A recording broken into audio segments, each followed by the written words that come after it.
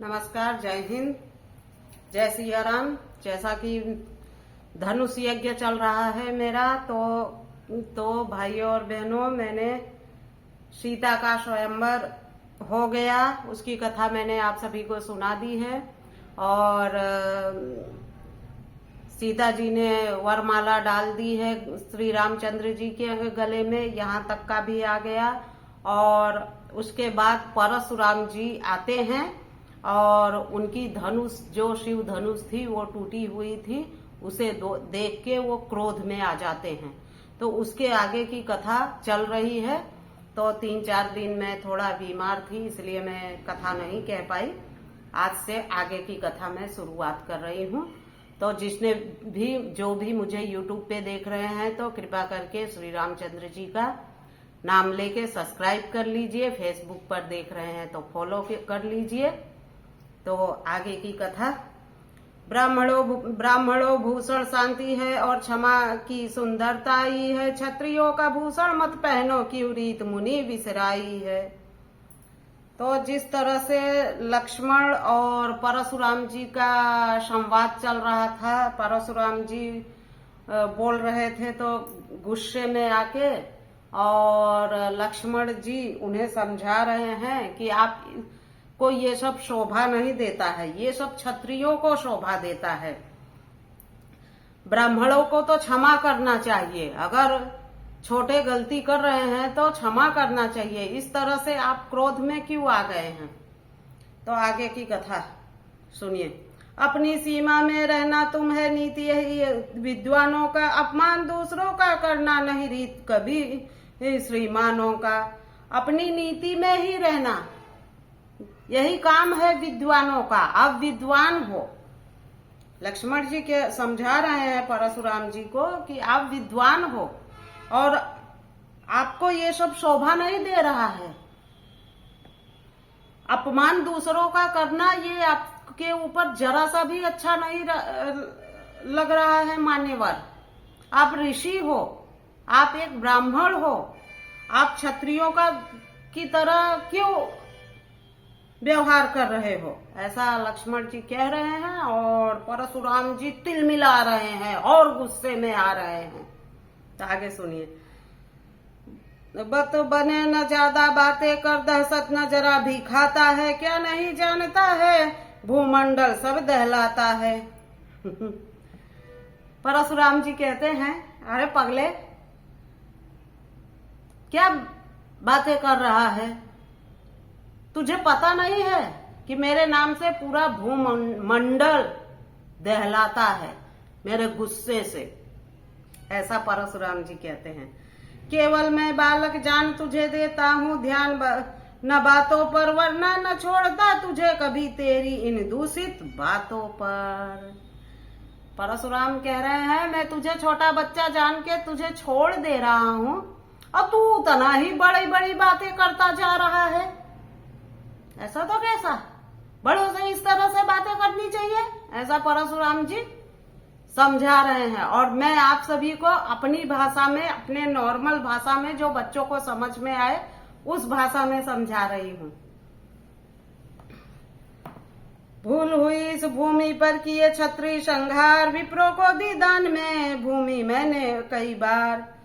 भूल हुई भूमि पर किए क्षत्रिय संहार, विप्रों को दी दान में भूमि मैंने कई बार। अरे मेरे से भूल हुई, जो तुम लोगों को छोड़ दिया, भूमि दान में दे दी। पहुंचना क्यों चाहता है पिता को शोक, सोच समझ कर बात कर तू ले जुबान रोक। यहाँ तक की कथा मैंने आप सभी को अगले वीडियो में बता दी है भाइयों और बहनों। अब आगे की कथा सुनिए। बोले लक्ष्मण जी यूं हंस के, सब बात समझ में आएगी। ढकलो फरसे को भृगुनंदन, नहीं हवाई से लग जाएगी। अरे लक्ष्मण जी भी कह रहे हैं कि अरे अपना फरसा दिखा के मुझे क्या डराते हो, इसको अंदर रख लो, नहीं हवा लग जाएगी। और तीली गुस्से में और घी डाल दे रहे हैं लक्ष्मण जी। मुनिराज ठीक तुम कहते हो, बातें ही सुनाना चाहते हो, बातों की धौस से फूंक मार पर्वत को उड़ाना चाहते हो। अरे मुनिवर जी क्या बातें ही सुनाते हो, बातों की फूंक से पर्वत को फूंकना चाहते हो, हमें डरा रहे हो। इस तरह से लक्ष्मण जी बोल रहे हैं। अब आगे सुनिए। हम नहीं रुई के गोले हैं जो फूंक मारते उड़ जाएं। लक्ष्मण जी कह रहे हैं हम कोई रुई के गोले नहीं है जो आपके फूंक मारने से उड़ जाएं।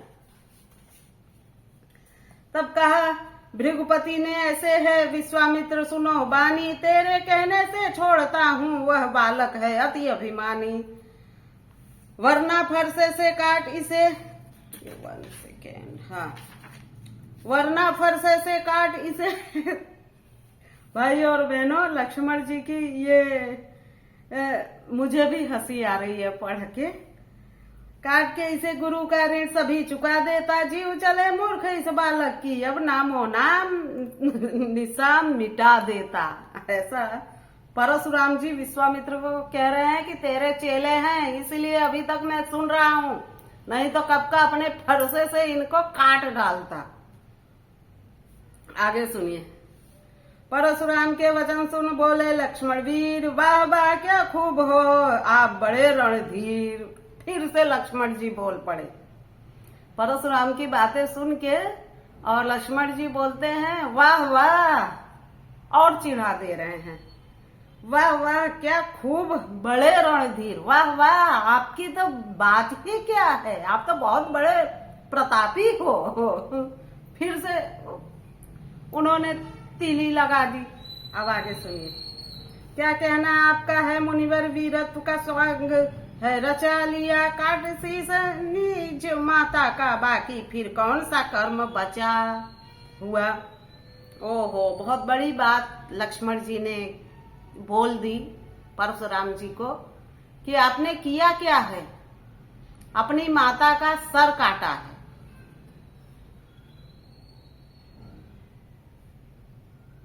कौन सा कर्म बाकी रहा है जो आपने किया नहीं हो, अपनी माता तक का सर काट दिया है आपने, यही कर्म किया है ना। ऐसा लक्ष्मण जी परशुराम जी को बोल रहे हैं। दिया खूब पिता का कर्ज चुका, गुरु कर्ज चुकाना चाहते हो क्या, खुद ही हिसाब चुकाओगे या औरों को बुलवाना चाहते हो। लक्ष्मण जी बोलते हैं कि माता का सर काट के पिता का कर्ज चुकाया आपने, अब गुरु का कर्ज चुकाना चाहते हो या अकेले ही चुकाना चाहते हो या और लोगों को बुलाना चाहते हो। बुलाना है जिसे बुला लीजिए। क्या खुद ही बोले लक्ष्मण द्विजराज सुनो मैं कहूँ सत्य समझा करके, मैदान छोड़ नहीं सकता हूँ क्षत्रियों को दुश्मन पा करके।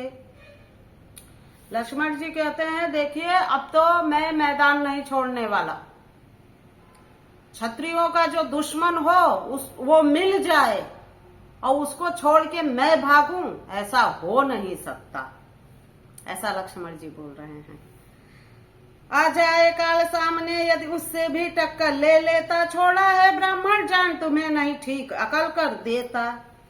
आ जाए काल अगर तो उससे भी टक्कर ले लेता, अभी तक तो छोड़ रखा है कि ब्राह्मण हो इसलिए, नहीं तो काम तो तमाम तुम्हारी कर देता, तुम्हारी अकल ठिकाने लगा देता। लक्ष्मण जी बोल रहे हैं परशुराम जी को। घर ही घर में बन रहे आप मुनि रणधीर, सोचा नहीं होगा कभी कोई और भी वीर। अरे मुनिवर, अभी आप किसी वीर से आपकी मुलाकात हुई ही कहाँ है, आपने टक्कर लिया ही कहाँ है। अंदर ही अंदर घर गत्ते में इधर उधर मार काट करके आप सोच रहे हो कि बहुत बड़े वीर हो। असली वीर से तो अब पाला पड़ा है आपका। तो भाइयों और बहनों, आगे की कथा मैं कल सुनाऊंगी। 10 मिनट मेरा पूरा हो गया, वीडियो मेरा 10 मिनट का हो गया। तो आप सभी कथा कैसी लग रही है कमेंट करके जरूर बताइएगा। और YouTube पे देख रहे हैं तो प्लीज कृपया करके सब्सक्राइब कर लीजिए। फेसबुक पे देख रहे हैं तो फॉलो कर लीजिए। सब्सक्राइब और यूट्यूब पे सब्सक्राइब भी कीजिए, लाइक भी कीजिए, कमेंट भी कीजिए, तभी तो मुझे पता चलेगा कि मैं कैसी कथा कह रही हूँ। आप सभी को अच्छा लगे तो कमेंट जरूर कीजिए। इसी के साथ जय सिया राम, जय हिंद।